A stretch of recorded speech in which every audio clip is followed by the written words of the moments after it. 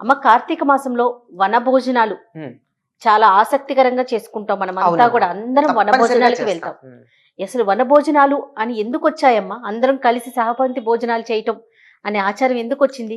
అమ్మా, మనం ఆచరించేటటువంటి సంప్రదాయాలన్నింటిలోనూ కూడా అనేకమైనటువంటి కోణాలున్నాయి. ఒకటే కాదు. ఆ!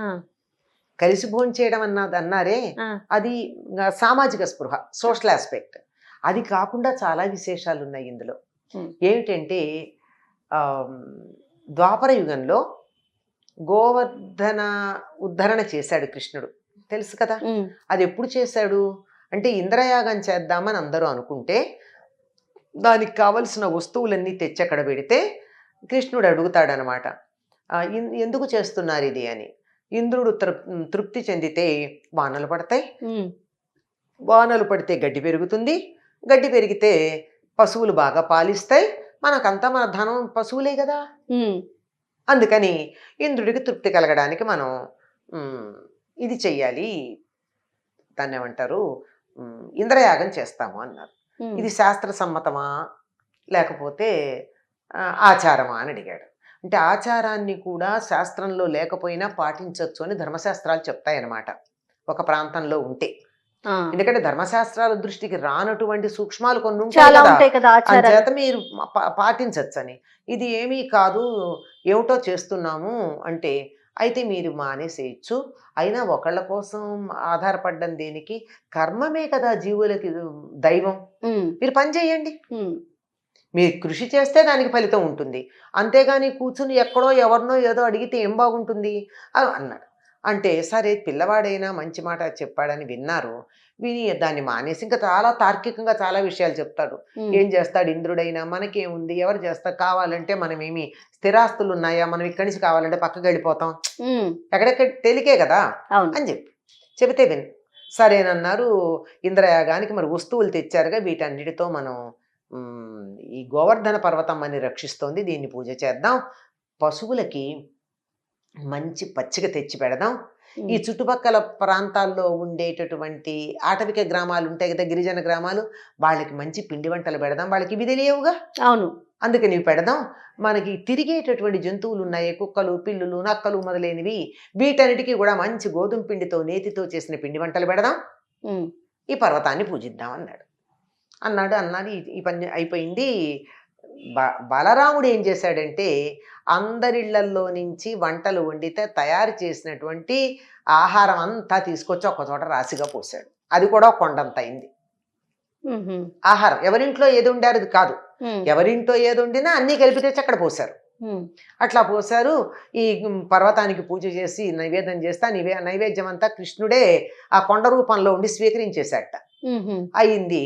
అయ్యాక ఈ ఎడ్లున్నాయి కదా వీళ్ళకి, వాటికి చక్కగా పసరిక పెట్టి బ్రాహ్మణులకి పూజ చేసి వాళ్ళందరికీ పెట్టాల్సి చెప్పాం కదా! ఆ ప్రాంతాల వాళ్ళందరికీ పెట్టి తిరిగేటటువంటి జంతువులకు కూడా ఆహారం పెట్టి అన్నీ చేశారు. హ్మ్. అన్నీ చేసిన తర్వాత ఇంద్రుడికి కోపం వచ్చి రాళ్ల వాన కురిపించాడు. ఓహో! నాకు యాగం చేయకుండా వీళ్ళకే చూసుకుంటారా అని. ఆహా! సరే కృష్ణుడు గోవర్ధనాన్ని ఉద్ధరించాడు. ఇదిగో ఎడమ చేతి ఆ! చిటికెన మీద నిలబెట్టాడు. 7 రోజులు కాపాడాడు. కథ అయిపోయింది. ఆయనకి గోవింద పట్టాభిషేకం చేయడం అదంతా అయిపోయింది. హ్మ్. ఈ బలరాముడు ఈ అన్నాన్నంతా తీసుకొచ్చి అక్కడ పోసిన దానికి అన్నకూటోత్సవము అని పేరు. ఓహో! అన్నకూటం. ఆ! అన్నం ఒక రాశి. ఎవరేం చేశారనే కాదు. నేను డబ్బుండి నేతిపిండి వంటలు చేసుండొచ్చు. లేదంటే నేను ఒట్టి బెల్లమును గోధుమ పిండి కలిపి అదే నైవేద్యంగా పట్టుకురావచ్చు. ఏదైనా కావచ్చు. అన్నీ కలిపి రాశిగా పోయడం. వీళ్ళేం తెచ్చారు, వీళ్ళేం తెచ్చారని తేడా లేదు. హ్మ్. అలా పోసి దాన్నొక రాశిగా పోసి, దానిని అందరూ కలిసి పంచుకొని తినడం. తామే కాదు జంతువులకి, చుట్టుపక్కల వాళ్ళకి, లేని వాళ్ళకందరికీ కూడా పంచడం అనేది. ఇది చేసింది. అందుకే దీపావళి మర్నాడు గోవర్ధన పూజ చేస్తారు. హ్మ్. అది కృష్ణుడు ఆ రోజు చేశాడు. దానికి ప్రతీకగా అక్కడి అవును. నుంచి రోజు మనం వనభోజనాలు చేసుకోవడం అనేది మొదలైంది. ఈ గోవర్ధనోద్ధరణం చేసింది కూడా మనం ఒకసారి చెప్పుకోవాలమ్మా. గోవర్ధనోద్ధరణం అంటే ఆయన కొండనెత్తాడు. మనం చేయలేం కదా ఆ పని. అవును. మనం ఒక పని చేయొచ్చు. గోవర్ధన ఉద్ధరణం చేయొచ్చు. గో అంటే గోవుల్ని గోవులని, వర్ధన అభివృద్ధి చెందించేటటువంటి ప్రణాళిక ఎక్కడైతే కాలగర్భంలో కలిసిపోయిందో దాన్ని పునరుద్ధరించి గో సంపద పెంపొందించవచ్చు. అదే చెప్పింది ఆయనే. గో సంపద గనక ఉన్నట్టయితే పంటలు ఉంటాయి, పంటలు ఉంటే పాడి ఉంటుంది, పాడి ఉంటే చక్కగా యజ్ఞాలు చేసుకోవచ్చు. అంతేగాని ఎవడో ఏదో ఇస్తాడని ఎదురు చూడొద్దు. మన కాళ్ళ మీద మనం నిలబడదాం. పాడి పంట రెండు ఉంటే తర్వాత విషయాలు తర్వాత చూసుకోవచ్చు. ఈయనేమో గోసంపద పెంచండి అని ఈయన గోవర్ధన ఉద్ధరణం చేశాడు. ఆయనేమో నాగలి భుజాన వేసుకుని వ్యవసాయం చేయండి, ఆ. పంటలు పండించండి, అందరికీ తిండి పెట్టండి అని అన్నగారు చెప్పారు. అన్నదమ్ములిద్దరూ కలియుగంలో మనం ఈ రెండు మర్చిపోతామని మన కోసం చేసినటువంటిది. అందుకని గోవర్ధన ఉద్ధరణం తలుచుకుంటే మన కర్తవ్యం మనకి బోధపడుతుంది. ఈ అన్నకూటోత్సవం ఏమిటి అంటే వీరు వారు అన్న ధనిక తేడా బీద అన్న తేడా లేకుండా అందరం కలిసి భోజనం చేయడం, సమభావం కలగడం. ఆ. తర్వాత ఇల్లు వదిలిపెట్టి వన వనభోజనాలకి ఉమ్. రావడం. వనభోజనాలకి రావడం ఏమిటి, అక్కడికి వచ్చి ఉసిరి చెట్టుకు ఉసిరి పూజ చెట్టు చేస్తాం. కింద తింటాం. ఉసిరి అవును. చెట్టు కింద పూజ చేస్తాం. చెట్టుకు పూజ చేసిన తర్వాత పిల్లలు చెట్లను కొట్టమంటే కొడతారా? కొట్టారు. చెట్లను దేవుడిగా భావించిన తర్వాత చెట్లను కొట్టారు కదా. అంటే పర్యావరణ పరిరక్షణ అన్నది పిల్లల మనస్సుల్లో నాటుకునేందుకు చేసినటువంటిది. కృష్ణుడు పర్యావరణ పరిరక్షణ గురించి చెప్పింది ఉంది. చెట్ల గురించి ఎంత గొప్పగానో చెప్తాడు.